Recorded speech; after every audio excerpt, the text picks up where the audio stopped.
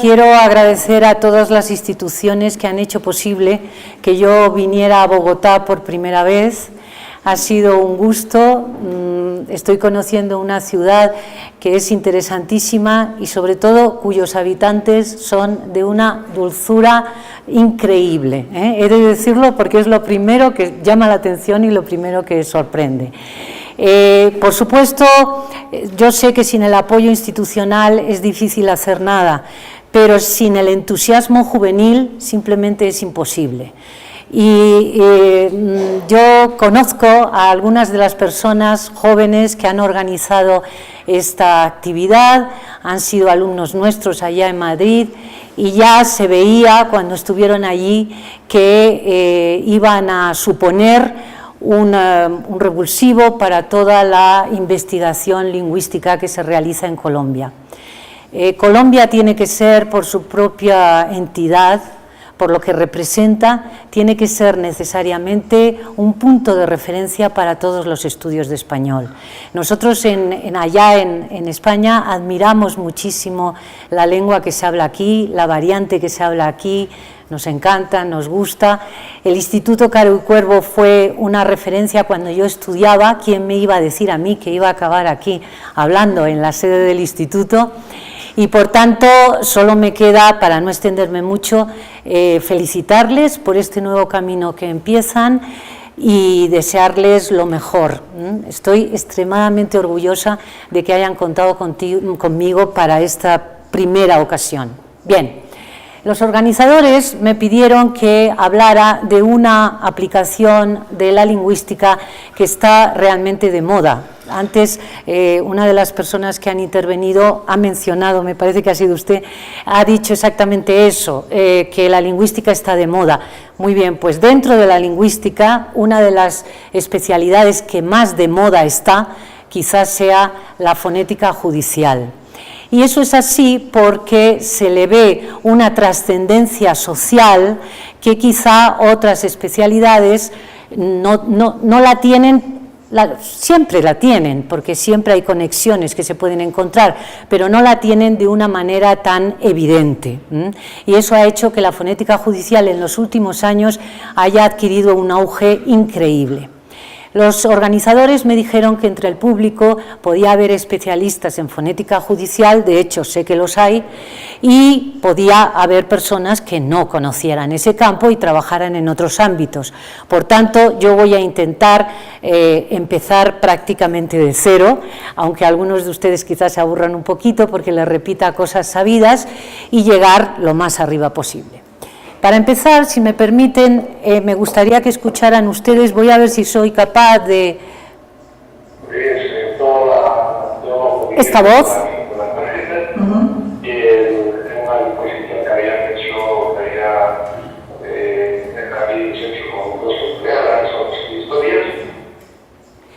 Y ahora que escuchen, por favor, esta otra.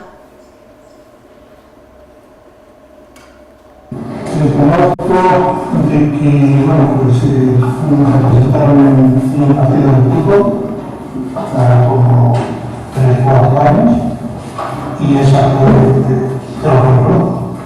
Y bueno, que se trabajamos con él, conmigo con él. ¿Dirían ustedes que es la misma? No. Bueno. Más adelante las vamos a oír otra vez y ya tendremos la solución a la pregunta. Hay que comenzar hablando de lo que se denomina, y además se denomina así exactamente, el efecto CSI o CSI, si ustedes prefieren las siglas en inglés, pero como estamos en español, el efecto CSI. Conocen ustedes seguramente esa serie porque es conocida en todo el mundo. Hay muchas otras series y todas tienen unos nombres, en fin, un poco truculentos, ¿no? Como Mentes Criminales, Huesos, en fin, últimamente está muy de moda todo aquello que tiene que ver con la práctica forense y con, pues en definitiva, con el crimen. Un poco por la fascinación que todos sentimos hacia nuestro lado oscuro y otro poco porque los norteamericanos se han ocupado de distribuirlas a lo largo y ancho del planeta. ese efecto CSI no es algo irrelevante. De hecho, hay muchísima bibliografía dedicada a estudiar los efectos del efecto CSI sobre los jurados y sobre los jueces, especialmente en Estados Unidos, que es donde más se ha estudiado. ¿Por qué? Pues porque el hecho de ver tantas series de temática similar está llevando a los jurados, más que a los jueces, pero probablemente también a los jueces, a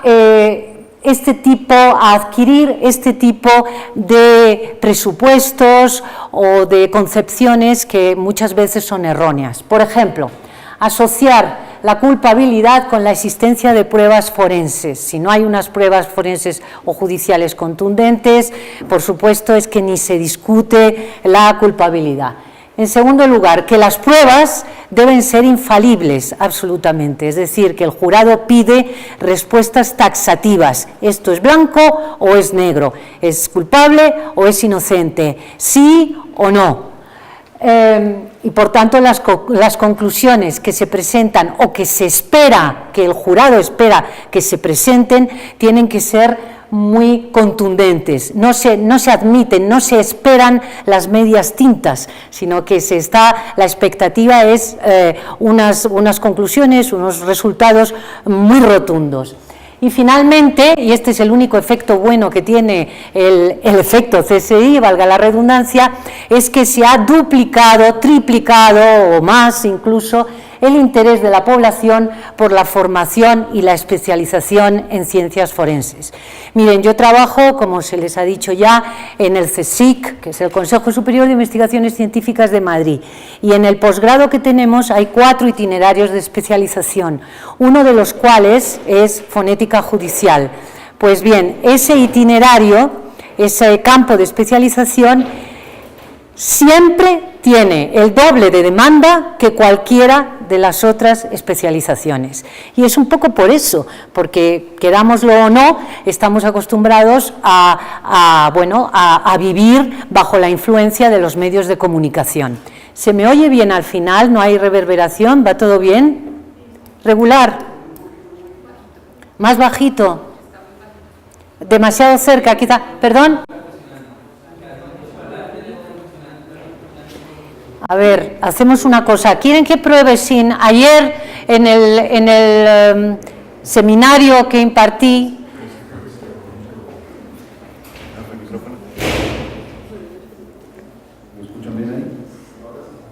estaría a lo mejor así, a lo mejor es que lo he apretado sin darme cuenta. Perdón, espero que hayan oído algo. Ahora sí, ¿no?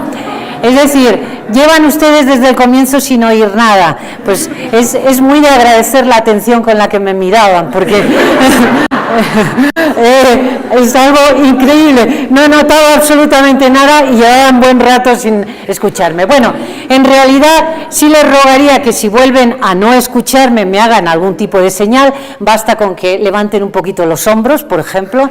Y en todo caso sí que les tranquilizo a los del fondo, no se han perdido ustedes realmente nada. Solamente estaba haciendo una reflexión sobre el interés que últimamente están despertando los estudios de fonética judicial. Como ustedes saben, la lingüística es una ciencia que tiene aplicaciones. Y las aplicaciones de la lingüística se reúnen bajo la denominación de lingüística aplicada. Dentro de la lingüística aplicada, no sé tampoco si ven al fondo bien esta imagen, pero se la voy leyendo yo, habría que señalar las tecnologías del habla y todo lo que representa la lingüística computacional, la lingüística clínica y las patologías del habla, la traducción y la interpretación, la didáctica de la lengua materna y de las lenguas extranjeras, las dos, de la L1 y de la L2, y en el medio he dejado resaltado, como ustedes ven, la lingüística legal. La lingüística legal tiene muchos campos a su vez, tiene engloba muchas subdisciplinas. La primera sería el análisis del discurso legal o judicial, o el análisis simplemente del discurso, a veces también del discurso comercial. Yo no sé lo que ocurre aquí en Colombia, pero desde luego allá, del otro lado del océano, es prácticamente imposible entender la normativa que rige, por ejemplo, la compra de billetes de avión, la letra pequeñita. Eso es algo increíble, ¿no? Entonces, el análisis de ese tipo de discurso legal o legalista o legalizado es sin duda una de las especialidades de la lingüística aplicada. La determinación de autoría y la detección de plagios y de delitos relacionados con la propiedad intelectual es otro de los campos.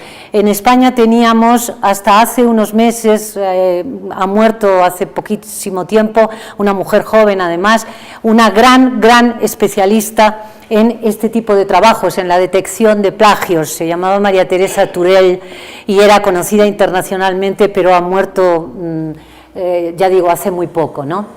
El control de la traducción e interpretación en el proceso judicial, en aquellos casos en los que intervienen intérpretes. Los lingüistas tienen que controlar que la interpretación es fiel, que la traducción es fiel y que no perjudica a la persona que está siendo juzgada o que está siendo evaluada. Y finalmente, resaltado como ven ustedes en negrita, la identificación del locutor, o si prefieren, el análisis del habla y la comparación de voces, que es lo que se entiende como fonética forense o judicial. La terminología más extendida es fonética forense. Yo siempre uso judicial porque estoy muy cansada de que cuando digo en España, aquí a lo mejor tienen una capacidad de raciocinio más elevada, pero en España cuando digo fonética forense inmediatamente me dicen, así, ¿cómo? Pero los muertos, ¿qué tiene? Entonces, como realmente, esto es cierto, no crean que es un chiste para amenizar la presentación, no, es así, es real. Entonces, como lo han sufrido, ¿no? Efectivamente. Entonces, como me cansé de tener que explicar y dar toda la explicación, pues yo uso sistemáticamente fonética judicial, lo cual no quiere decir que vayan a entender nada, pero por lo menos no me hacen toda la serie de preguntas que me hacían antes. Bien. ¿Cuáles son las áreas de actuación de la fonética judicial? Como ustedes ven, vamos como en un zoom, vamos entrando de lo más general a lo más particular. Hemos llegado ya a la fonética judicial, ahora penetramos dentro de la fonética judicial y vemos cuáles son las áreas. Bien, en primer lugar, los fonetistas, fíjense que sirven para muchas cosas, sorprendentemente, a pesar de ser lingüistas. La primera es la contribución a lo que se llamaría el lado, con siglas españolas, ¿no? Análisis lingüístico para la determinación del origen. Esto es una corriente que es relativamente reciente y que está muy desarrollada en Europa porque como hay muchos flujos migratorios, sobre todo de África, hay personas que falsean su origen para conseguir, por ejemplo, el permiso de permanencia más rápidamente. Y en ese sentido se llama a los fonetistas o a los lingüistas en general legales para corroborar que el origen de esa persona es el que esa persona dice que es. Allí en ese campo no solo trabajan fonetistas, sino también lingüistas en general, o sea, dialectólogos, sintactistas, lexicólogos, etc. La segunda, fíjense que el cuadradito de la izquierda está en negro. ¿Por qué lo he dejado en negro? Porque no es un área prioritaria de la fonética judicial. Trabajan muchos tipos de lingüistas. El segundo punto en el que interviene un fonetista, la autentificación de las grabaciones y la precisión, desambiguación de su contenido. Es decir, se trata de corroborar que una grabación no ha sido manipulada y a la vez también, si se escucha mal, pues aplicar el conocimiento lingüístico que se tiene y el conocimiento fonético que se tiene para intentar dilucidar qué es lo que se dice ahí. Por ejemplo, si hay un sujeto, pues ver si el verbo es el verbo que viene después, concuerda con el sujeto, si puede ser o no parte del mismo enunciado, etcétera, etcétera.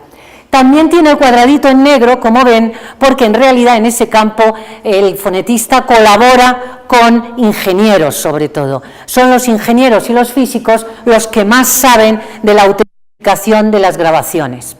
En cambio, hay 3 puntos aquí abajo que tienen el cuadradito en rojo, porque esa sí que es tarea específica y plena de los fonetistas.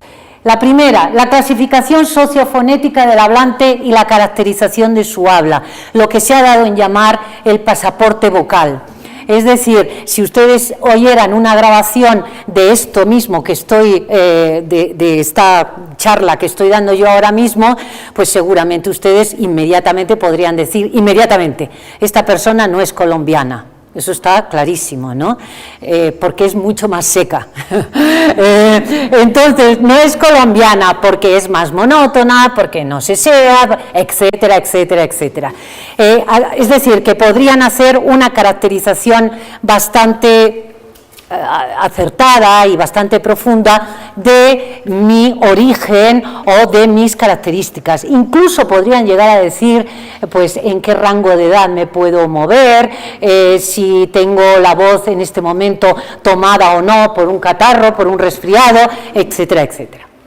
El siguiente, asesoramiento técnico en la preparación de pruebas testificales. Ustedes saben que, lo hemos visto miles de veces en las películas, hay ruedas de reconocimiento, es decir, que a un sospechoso se le coloca en medio de otros posibles distractores y el testigo tiene que identificar al sospechoso, ¿cierto?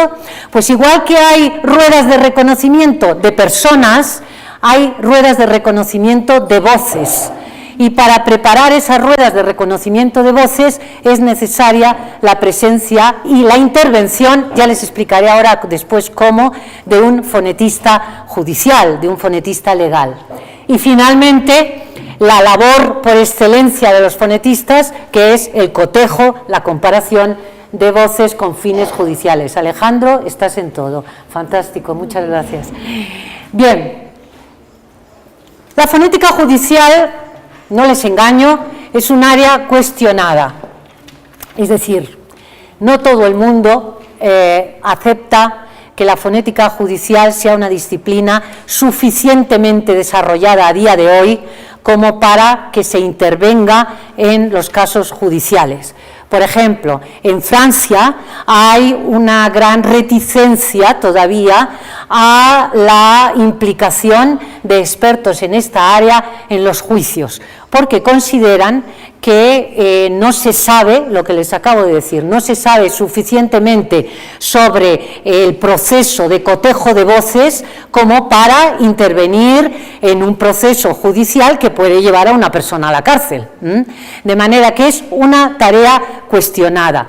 Y además tiene estas características que explican también ese cuestionamiento. No es solo el grado de desarrollo que ha alcanzado, sino el hecho de que, a diferencia de lo que es más usual en lingüística, la fonética judicial busca similitudes más que diferencias.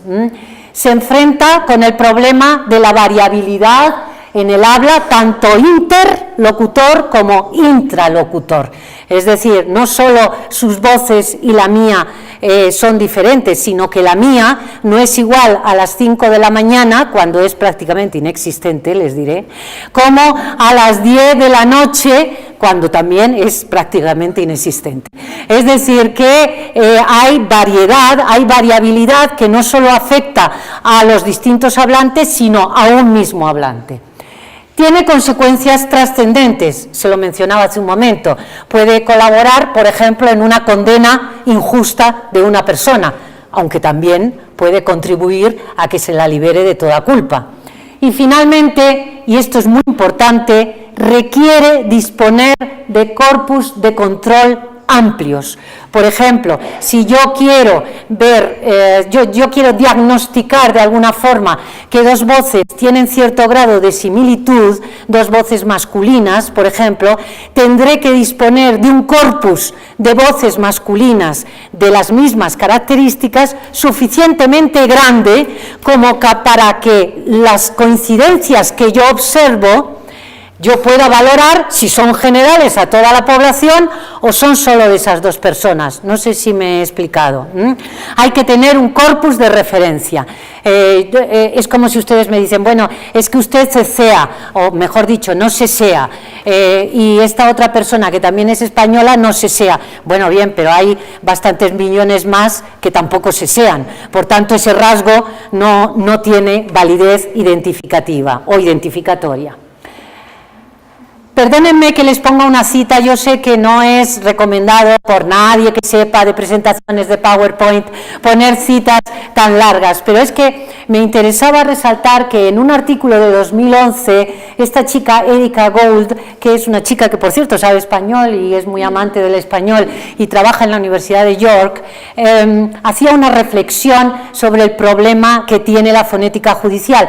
Y fíjense, les he destacado yo en negrita lo que dice, y dice, pérdida de consenso. ¿Lo ven ustedes ahí en medio del texto?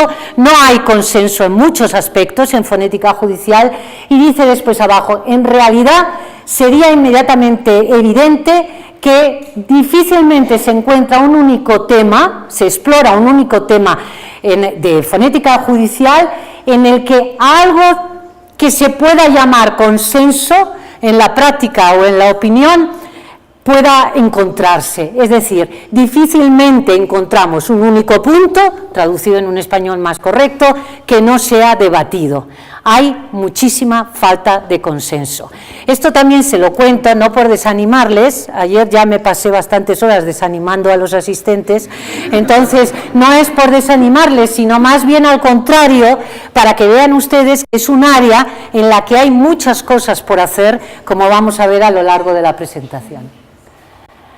Hay un debate abierto sobre las condiciones generales de la admisibilidad de los peritajes. ¿Cuándo se debe admitir una pericia? ¿Cómo dicen ustedes? ¿Pericia o peritaje? Las dos. O peritaje, muy bien. Bueno, pues efectivamente hay debates abiertos, ¿no? Entonces, la primera idea que les he marcado allí es que se está tratando de establecer criterios para que un peritaje sea aceptable ante cualquier tribunal. Pero fíjense lo que les digo ahí entre paréntesis, mucho más en la ley, en lo que se llama la ley común, que es la ley anglosajona, más que en la ley europea, que es una ley heredada, es napoleónica, y da mucha menos importancia a la jurisprudencia, es decir, a los precedentes, a las pruebas, a la aplicación de las leyes, da menos importancia y da más importancia a las leyes en sí. Mientras que en la legislación anglosajona en general es mucho más importante la jurisprudencia, o sea, cómo se ha aplicado la ley, qué precedentes han existido, cómo se han juzgado las pruebas anteriormente, más que a la ley, al texto de la ley en sí, ¿no? Entonces el debate se desarrolla más en el mundo anglosajón que en otros ámbitos. Se analiza, hay muchísimos artículos de bibliografía, ven ustedes que yo no les he puesto ninguna bibliografía, como les decía a sus compañeros ayer, esta bibliografía ya está colgada en la red y tiene unos 600 títulos ordenados temáticamente, de manera que si ustedes están interesados pueden ir ahí por temas, ¿no? Se analiza la vertiente ética del experto y se adoptan dos posiciones siempre, no hacer daño, es decir, no perjudicar al acusado, y en caso de duda, siempre a favor del acusado. Esto no es nuevo. Y finalmente, y esto es muy importante, se insiste en precisar las limitaciones de la metodología empleada. Un peritaje en fonética judicial debería empezar siempre afirmando, precisando las carencias que va a tener la metodología empleada. por qué se elige esa metodología y qué contrapartidas tiene, para que sea realmente fiable. Existen en la ley anglosajona, desgraciadamente no conozco cómo es la legislación colombiana, pero en la ley anglosajona ya hay una serie de criterios a día de hoy que se les piden, que se les exigen a los peritajes.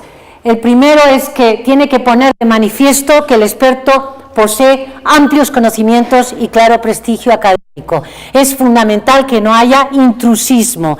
En España entran ustedes en Internet, teclean comparación de voces y les sale una enorme cantidad de personas que se han comprado un ordenador, un aparato de grabación y una sala insonorizada y ya siguen para adelante, y a veces no tienen titulación o no tienen los conocimientos requeridos. A eso se refiere el primer punto. En segundo lugar, esa pericia, ese peritaje, tiene que demostrar que el método es falsable, con confirmación empírica y que se ha difundido en publicaciones revisadas por pares. Es decir, hay que citar bibliografía, hay que decir, estoy aplicando esto porque se demostró en tal artículo de tal año, escrito por tal especialista, que efectivamente era un procedimiento que podría dar juego. En tercer lugar, hay que precisar el margen de error conocido. No, eso no hay que explicar nada, ¿no? En cuarto, no ofrecer los resultados en forma de opiniones, sino ofrecerlos siempre con una estadística inferencial en lugar de descriptiva, es decir, no vale con dar unos datos, sino que hay que, a partir de los datos, extraer inferencias sobre la probabilidad de las hipótesis. Tiene que haber un último apartado en el peritaje, se recomienda que sea un estudio estadístico. Para eso se necesitan los amplios corpus de referencia a los que he hecho mención anteriormente. Y finalmente, y esto es muy importante, la pericia o el peritaje tiene que ser claro y tiene que poderse explicar de manera comprensible ante el tribunal, porque a un juez, un perito no puede ir a contarle pues que si el formante sube o el formante baja, se le puede decir eso, pero lo que el juez quiere es lo mismo traducido en palabras que él pueda entender, y lo mismo el jurado. Así que tiene que ser técnico, pero luego tener una glosa en un lenguaje mucho más comprensible.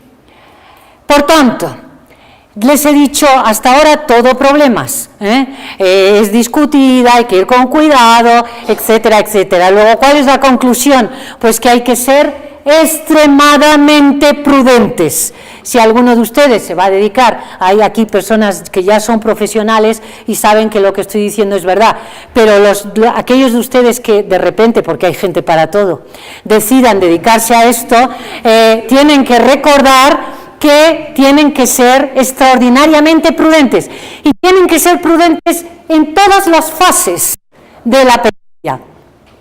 En la primera, prudentes para aceptarla o rechazarla. En la segunda, prudentes para elegir los parámetros que van a cotejar, que van a estudiar. Y en la tercera, prudentes para presentar los resultados ante el tribunal. Prudencia, prudencia, prudencia. Más vale pecar ¿cómo les diría yo?, de cierta timidez, de cierta falta de seguridad, rechazar un peritaje, a hacerlo indebidamente. Empezamos por el principio. Claro, aceptación de la pericia, prudencia en la aceptación de la pericia. Miren ustedes, el análisis del habla puede hacerse con fines indagatorios o con fines probatorios. Con fines indagatorios, pues lo dice la denominación, fines indagatorios. Se trata de indagar en las características de la voz del hablante cuya grabación nos ha llegado.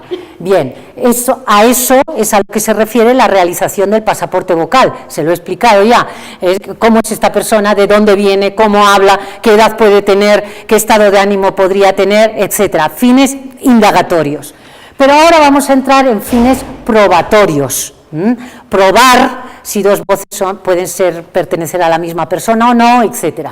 Y lo primero es ese primer paso del que hablamos, que es la autentificación de los registros y la determinación del contenido de las grabaciones. Ahí la ayuda de un ingeniero es fundamental, que es el que va a estudiar las grabaciones y va a detectar problemas, pero un fonetista tiene mucho que decir. ¿Por qué? Pues, por ponerles un ejemplo, en el habla los sonidos no se pronuncian de manera aislada. Cuando yo digo aislada y estoy pronunciando la S de aislada, ya estoy formando la L que viene después. Y cuando estoy acabando con la L, ya estoy pensando en la A y ya la estoy conformando. Esto se denomina en fonética coarticulación. Estos se superponen. Por lo tanto, nosotros no hablamos así, A, I, S, L, A, D, A, sino que decimos aislada, de una manera lo menos aislada que podemos imaginar, ¿no? Pues bien, el hecho ese de la coarticulación puede servir muchísimo a un fonetista judicial para saber si la grabación que le llega ha sido manipulada, porque lógicamente las transiciones entre los sonidos estarán deformadas si la cinta, la grabación, el audio está manipulado. No vendrá, no aparecerá lo que se sabe que tiene que aparecer, teniendo en cuenta el sonido 1 y el sonido 2 que viene después. No sé si me he explicado. ¿Me he explicado? Bien, entonces la labor del fonetista en ese campo es importantísima y tiene que colaborar con los ingenieros. Si el fonetista ve que la cinta ha sido manipulada, que el audio ha sido manipulado y ve que no es recuperable, lo mejor es que no acepte la pericia.